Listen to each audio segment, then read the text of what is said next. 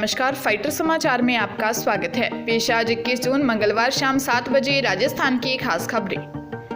कोटा जिले में बहुचर्चित चिटफंड कंपनी अपेक्षा ग्रुप के 38 डायरेक्टरों में से 15 महिलाएं हैं। बैंक खातों से लेकर खरीद फरोख्त और बिक्री जैसे कई अहम दस्तावेजों में उनके नाम सामने आए हैं। अभी तक पुलिस के सामने उनके पतियों का चेहरा ही मुख्य भूमिका में था। पुलिस ने जब पतियों के बैंक खातों की डिटेल चेक की तो उनके खातों से कोई ट्रांजैक्शन नहीं था। वहीं उनकी पत्नियों के खातों को देखा तो सारा ट्रांजैक्शन उनके नाम पर किया जा रहा था। अब इन 15 महिलाओं का रोल भी संदेह के घेरे में है। एसआईटी के जांच अधिकारियों का कहना है कि सभी महिलाओं को बुलाकर उनसे पूछताछ की जाएगी। 15 महिलाएं डायरेक्टर के रूप में शो की गई हैं और कंपनी का काम इनके पति संभालते थे। निवेशकों में से भी कई का इसका पता नहीं है। जांच में अगर रोल सामने आएगा तो महिलाओं की भी गिरफ्तारी होगी। बीकानेर में पति पत्नी ने सुसाइड कर लिया। दोनों शहर में जाने माने परिवार रबड़ी बैंड वाले परिवार के सदस्य 45 वर्षीय जाकिर अली और 42 वर्षीय पत्नी फरजाना थे। जाकिर काफी समय से डिप्रेशन में था। इसके लिए जादू टोना भी करता था। घर में पत्नी का शव जमीन पर पड़ा मिला, वहीं पति फंदे पर लटका हुआ था। एक रिश्तेदार घर पहुंचा तो पूरे मामले का खुलासा हुआ। घटना बीकानेर के गुलजार बस्ती की है। सुसाइड के बाद से क्षेत्र में हड़कंप मचा हुआ है। पुलिस को सूचना मिली तो एडिशनल एसपी अमित कुमार और सीओ सिटी दीपचंद मौके पर पहुंचे। दोनों का शव पीबीएम अस्पताल की मोर्चरी में रखा गया है, जहां पोस्टमार्टम करवाया जाएगा। परिवार ने बताया कि जाकिर पिछले 6 महीने से मानसिक रूप से परेशान था। डिप्रेशन का इलाज भी करवाया लेकिन कोई असर नहीं हुआ। पिछले सप्ताह ही वो नागौर में इलाज करवाने गया था। जादू टोना करवाया लेकिन हालात जस के तस रहे। आखिरकार उसने अपना जीवन समाप्त कर लिया। राजस्थान लोक सेवा आयोग की ओर से संस्कृत शिक्षा विभाग के लिए सीनियर टीचर के पदों पर भर्ती के लिए अप्लाई करने की लास्ट डेट 23 जून है। विभाग द्वारा पदों की संख्या में वृद्धि करने के साथ ही टीएसपी क्षेत्र में गणित विषय के लिए भी पदों का वर्गीकरण भिजवाया गया है। जबकि पूर्व में जारी विज्ञापन में टीएसपी क्षेत्र में गणित विषय के पद विज्ञापित नहीं किए गए थे। ऐसे में अब 417 के बजाय 538 पदों पर भर्ती होगी। 18 से 40 साल तक के युवक इसके लिए अप्लाई कर पाएंगे। कैंडिडेट का सिलेक्शन एग्जाम के माध्यम से होगा। सभी प्रश्न ऑब्जेक्टिव टाइप में होंगे। एग्जाम सेंटर व डेट के बारे में बाद में अवगत करवाया जाएगा। 23 मई से ऑनलाइन आवेदन शुरू किए गए थे। पूर्व में लास्ट डेट 21 जून थी, जिसे बाद में बढ़ा दिया गया। बाड़मेर जिले के सिवाना थाना अंतर्गत गुड़ानाल गांव में स्कॉर्पियो ने बाइक पर एग्जाम देने जा रहे स्टूडेंट्स को टक्कर मार दी। इससे बाइक सवार 2 चचेरे भाइयों की इलाज के दौरान मौत हो गई। स्कॉर्पियो लेकर सवार मौके से फरार हो गया। हादसे के बाद गांव के लोगों ने रास्ता जाम कर दिया। सूचना पर मोकलसर पुलिस मौके पर पहुंची। वहीं सिवाना एमएलए हमीर सिंह भायल, डीएसपी धनफूल मीना भी मौके पर पहुंचकर लोगों से वार्ता की है। डीएसपी ने आश्वासन दिया कि 5 दिन में स्कॉर्पियो ड्राइवर को पकड़ लेंगे। पुलिस के अनुसार गुड़ानाल निवासी चचेरे भाई 21 वर्षीय स्टूडेंट जोराराम 20 वर्षीय जितेंद्र समदड़ी कॉलेज में एग्जाम देने के लिए जा रहे थे। इस दौरान सामने से आ रही स्कॉर्पियो ने बाइक को टक्कर मार दी। स्कॉर्पियो लेकर ड्राइवर मौके से फरार हो गए। आक्रोशित लोगों ने सड़क जाम कर दी।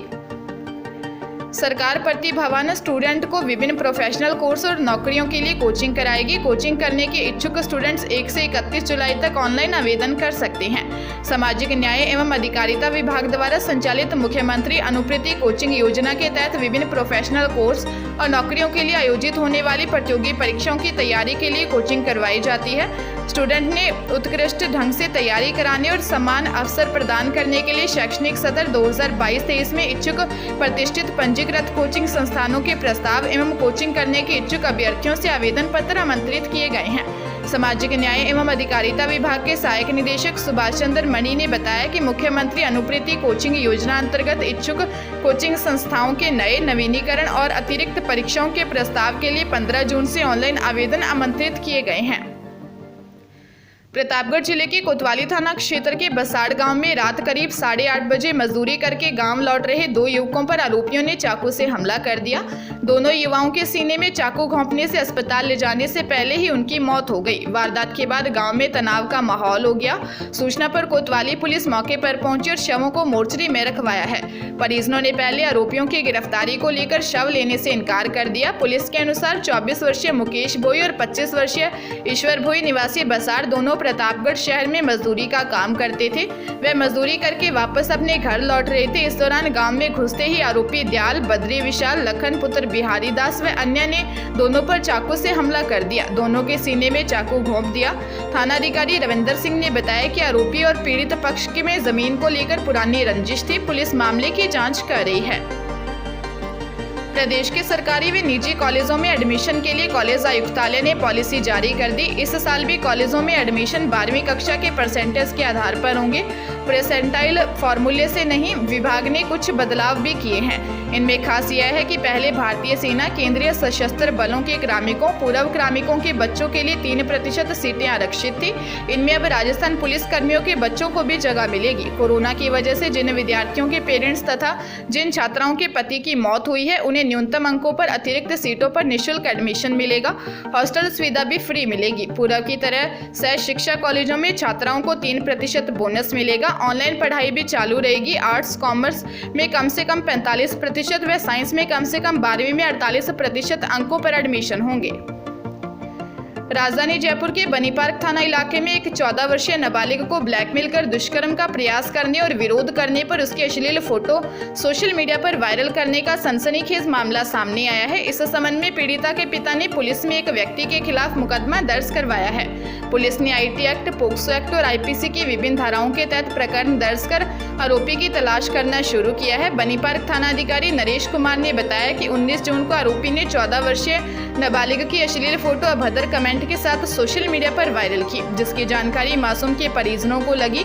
जब उन्होंने मासूम से इस बारे में बातचीत की तो उसने रोते हुए आप बीती बताई। फिलहाल पुलिस ने प्रकरण दर्ज कर जांच करना शुरू किया है और फरार चल रहे आरोपी की तलाश की जा रही है। उदयपुर में 10 दिनों बाद होने वाली भगवान जगन्नाथ की रथ यात्रा को लेकर तैयारियां अंतिम चरण में हैं। हर वर्ष की तरह इस वर्ष भी आषाढ़ 20 पर भगवान नगर भ्रमण पर निकलेंगे।